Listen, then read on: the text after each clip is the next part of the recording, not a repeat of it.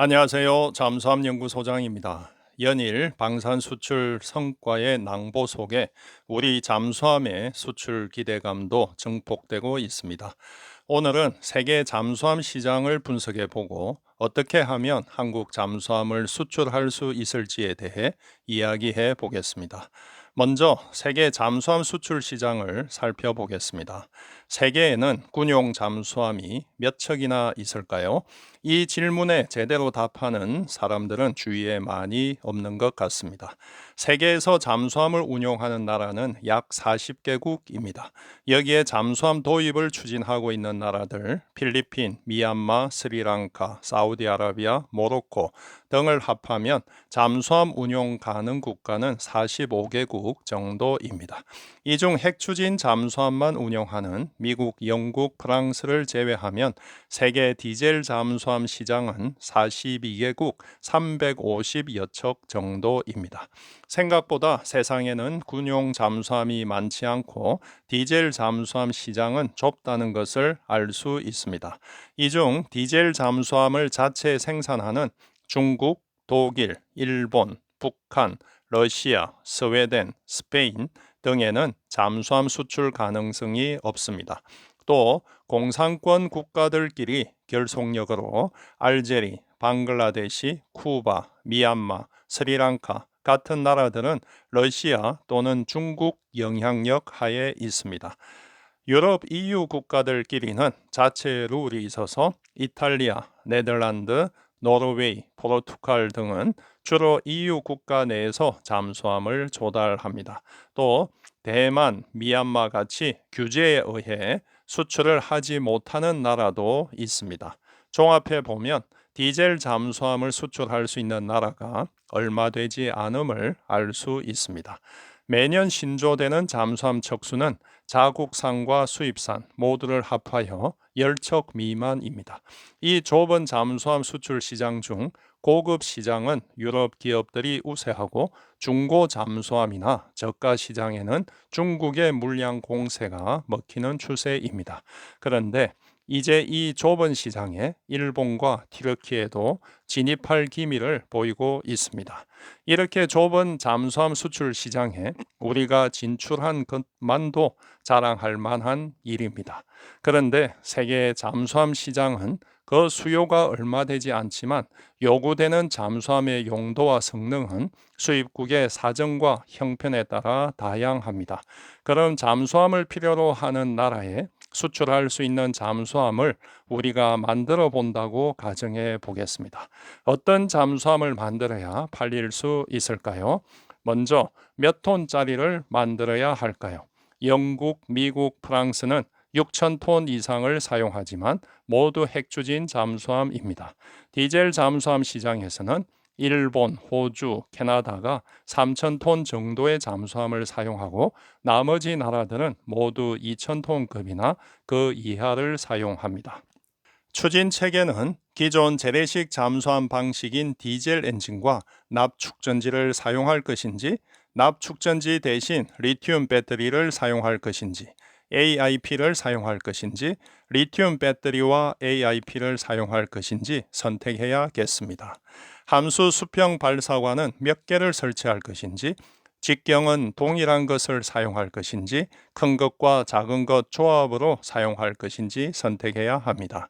타기 형태는 십자형 탈을 사용할 것인지 X형 탈을 사용할 것인지 결정해야 하고, 흡음 타일은 전체를 사용할 것인지 부분적으로 사용할 것인지, 그리고 어떤 종류의 흡음 재질을 사용할 것인지 결정해야 합니다. 침대 개수는 삼직제를 고려할 것인지 이직제를 고려할 것인지, 삼직제이지만 일부 인원은 조립식으로 넣을 것인지 결정할 수 있습니다. 무장은 기존 의뢰와 유도탄 외에 공기중 드론, 수중 드론, 특수전, 해저전, 대공전 관련 무장을 어떤 수준으로 탑재할 것인지 결정해야 합니다. 착전을 할 수 있는 잠수함으로 만들 것인지, 형상 스텔스를 적용할 것인지, 수직 발사관을 넣을 것인지, 넣는다면 함수나 함미에 넣을 것인지 아니면 함교탑을 확장해서 넣을 것인지 결정할 수 있습니다. 자, 이렇게 수출용 잠수함을 만들 때는 이런 것들 외에도 선택할 수 있는 옵션이 많습니다. 우리 국민들이 염원하는 잠수함의 수출, 과연 언제나 물꼬를 틀 수 있을까요? 수출이 쉽지 않다는 것은 지금까지 추진했었지만 실패했던 우리나라 잠수함 수출 시도 사례를 보면 알 수 있습니다. 2011년 인도네시아에 209급 세척 수출 성과를 이루었고 2019년 추가 세척 수출 계약도 성사되었지만 어찌된 일인지 추가 계약은 진행되지 않았고 인도네시아는 2024년 프랑스 네이벌 그룹과 두 척의 스콜피온급 도입 계약을 체결했습니다. 2017년 태국 잠수함 두 척 도입 사업에 우리 209급 잠수함 수출 가능성이 높다고 했지만 결국 중국에 패배했습니다. 2022년 우리나라는 호주에 호주 핵추진 잠수함 도입하기까지의 공백 기간에 사용할 수 있는 장보고 3를 제안했다고 하는데 호주는 냉담한 반응을 보이고 있습니다.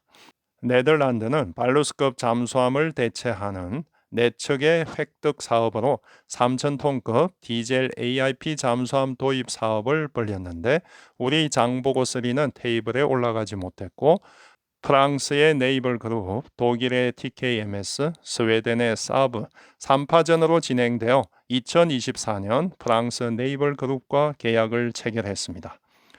인도 디젤 잠수함 6척 도입 사업인 75i 프로젝트가 한국과 독일 양파전으로 경쟁되었고 한때 우리 장보고 3가 유일하게 조건을 충족한다고 기대가 부풀었는데 2025년 독일 TKMS사와 계약이 예상됩니다.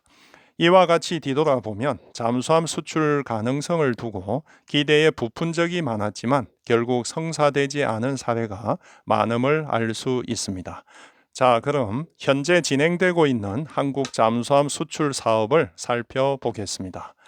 폴란드는 오래전부터 잠수함 두 척 도입 사업을 시작했습니다. 독일 212CD급, 스웨덴의 A26급, 프랑스의 스콜피온급 등 유럽 3사가 입찰에 참가하여 진행을 하다 제안서가 마음에 들지 않았는지 전면 재검토를 하기로 하고 EU 국가들에 한정하지 않고 모든 나라들의 제안서를 받겠다고 했습니다. 현재 우리나라 한화와 현대중공업을 포함하여 12개 회사가 경합하고 있습니다. 폴란드는 기본적으로 싸고 작은 잠수함을 필요로 합니다. 우리나라는 우수한 기술력과 국가적 지원을 장점으로 하지만 비EU 국가로서 쉽지 않은 경쟁을 하고 있습니다. 폴란드에서 발행한 RFI를 보면 우리에게는 약점이라고 할 수 있는 대공 미사일이나 ROV, AUV 탑재를 요구하고 있습니다. 유일하게 우리나라 주 수출 품목인 장보고 3와 같은 3,000톤급 잠수함을 필요로 하는 캐나다이기에 기대를 하고 있습니다. 하지만 캐나다는 수직 발사관에 대해서는 큰 관심이 없고 북극 작전을 필수로 합니다. 이러한 요구를 충족시키는 것이 관건입니다. 2024년 계획 발표에 의하면 필리핀은 최소 2척의 잠수함을 필요로 합니다. 프랑스 네이벌 그룹의 스콜피온급, 독일 TKMS와 이탈리아 핑칸티어리 합작품인 212급이 주요 경쟁 대상으로 예상됩니다. 필리핀은 처음으로 잠수함 도입을 추진하고 있기에 함 안전성이 입증된 2,000톤급 이하를 선호할 것으로 예상합니다. 페루는 HD 현대와 신형 잠수함 개발을 위한 기술 협력 중에 있습니다. 그럼에도 제한된 예산으로 2,000톤급 이하 저가 신형 잠수함이나 중고 잠수함을 선호하고 있습니다. 모로코는 해군의 최우선 과제로 잠수함 2척 도입 사업을 진행 중에 있습니다. 네이벌 그룹, TKMS, 러시아 아무르급 진출이 예상되며 그리스, 포르투갈은 중고 잠수함 판매를 시도 중에 있습니다. 모로코도 제한된 예산으로 2,000톤급 이하 중소형 잠수함이나 중고 잠수함을 선호합니다. 사우디아라비아는 약 4척을 도입할 예정인데 현재는 모든 크기의 잠수함에 대한 가능성을 열어두고 있지만 페르시아만 수심 제한으로 소형 잠수함이 경쟁력이 있을 것으로 예상합니다. 오늘은 세계 잠수함 수출 시장을 분석해 보았습니다. 다음 시간에는 한국 잠수함의 수출 전략에 대해 알아보겠습니다. 이상 잠수함 연구소장이었습니다.